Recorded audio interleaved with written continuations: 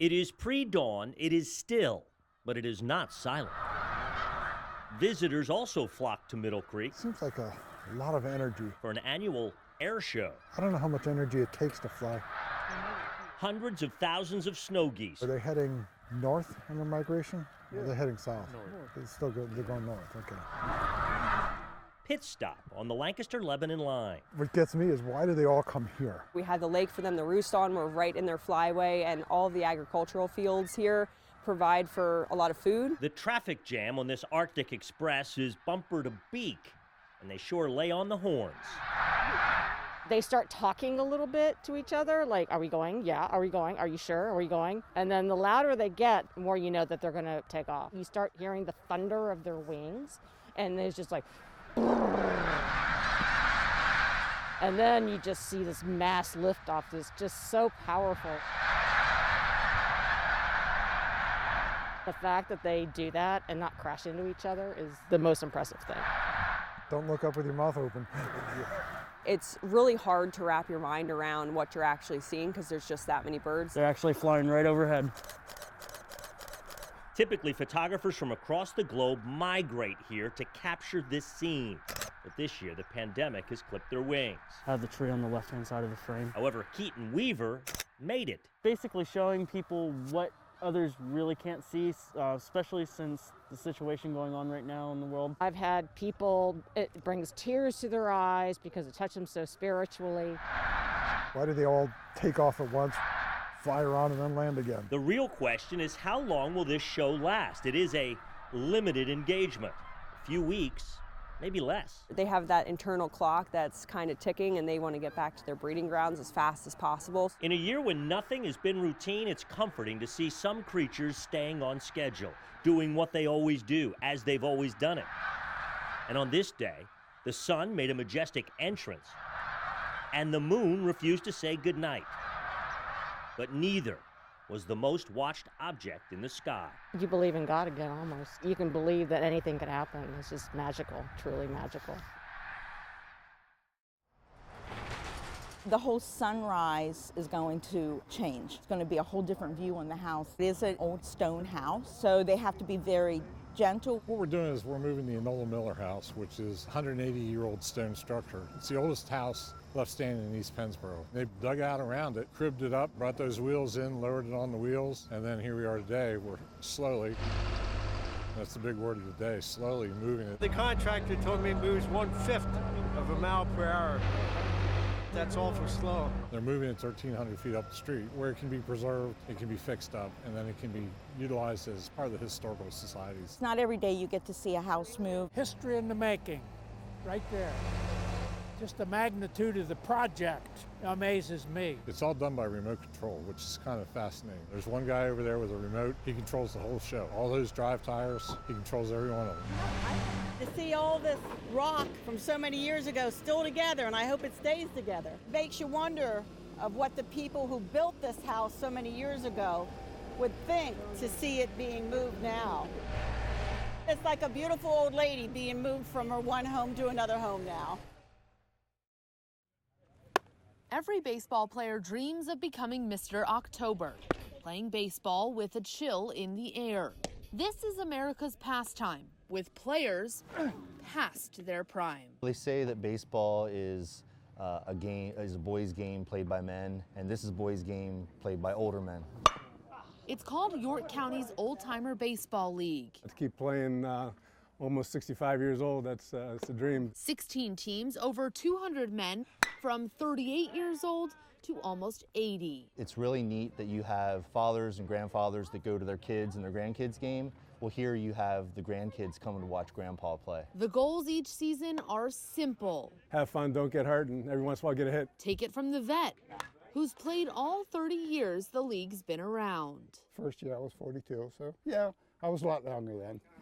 He's smart enough not to overdo and try to be young. You know you can't do what you used to, so you just try and play within yourself. Don't do more than what you can. To take one last swing at playing a game they love. It's a fun atmosphere, but then once the game starts, everybody turns into a 21-year-old again. There's the almost 80-year-old former minor leaguer for the Pirates. Away, look.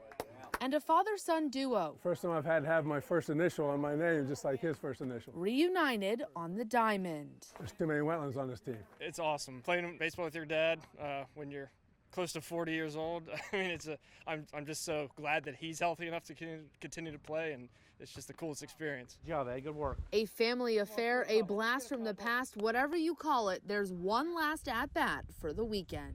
When you play the game of baseball, you forget how old you are, and it's nice to just come out on a Sunday and have fun playing baseball.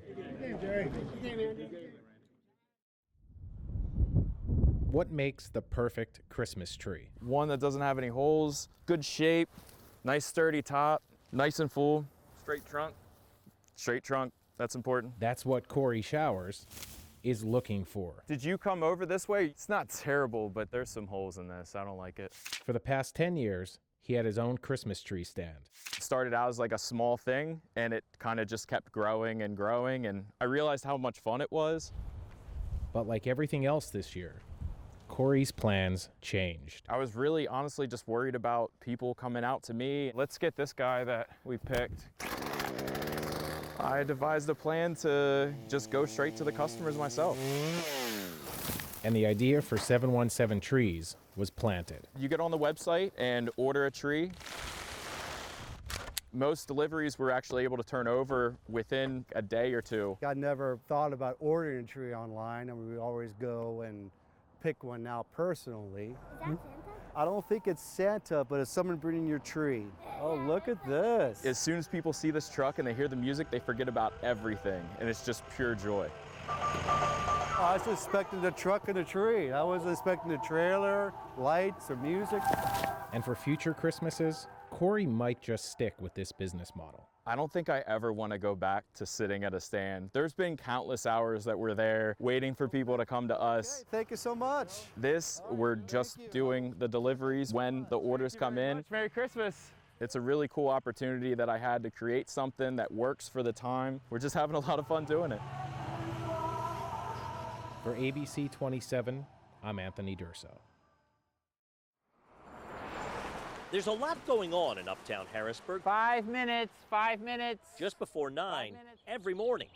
Birds are chirping, dogs are walking, flags are flapping. 3 minutes, 3 minutes. On a good day, the sun shines, but even if it doesn't, there's warmth here. Morning, Dave. As coronavirus was taking off in the U.S., a tradition was taking hold on 2nd Street. We're the only two out there the first morning, but one of our neighbors across the street looked at us and said, "What are you guys doing?" Mark and Sherry Bennington were ground zero.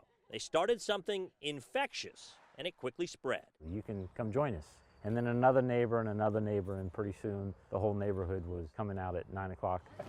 Actually, they get there early, wearing their masks and keeping their distance. It's the morning check-in that we have every day, and it may be the only time of the day that we see somebody other than our own family members. For us, it's community. Everybody ready? But at 9, the small talk stops. I pledge allegiance to the flag. It's just become a part of our daily routine. We schedule all of our morning activities around the 9 o'clock Pledge of Allegiance. Some days the routine is enhanced.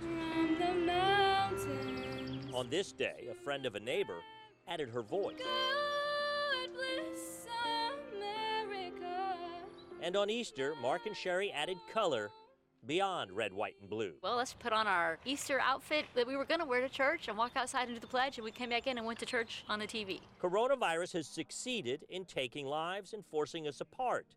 But uptown Harrisburg is proof the virus has failed at dividing us. We always had a tight neighborhood, but this has brought us even closer. It's really a simple thing.